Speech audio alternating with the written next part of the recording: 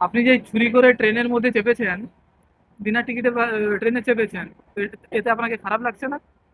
আমাদের ভারতবর্ষের সরকার আইন ভঙ্গ করে কত কি কাজ করছে, হ্যাঁ। তারপরে কোনো বিরুদ্ধ নেই। আমি মাত্র 40 টাকা টিকিট টিকিট আছে আমার কাছে, শুধু কি এটা এটা লোকাল ট্রেনের টিকিট। লোকাল ট্রেনের আর এটা এক্সপ্রেস এক্সপ্রেসের আমি চাল বগিতে যাচ্ছি।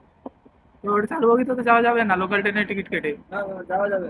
ওরা যখন দাদাকে জোর গায়ে জোর দেখাতে পারে, আমরাও গরিব মানুষ ছোট ছোট জিনিসের গায়ে জোর দেখাবো না।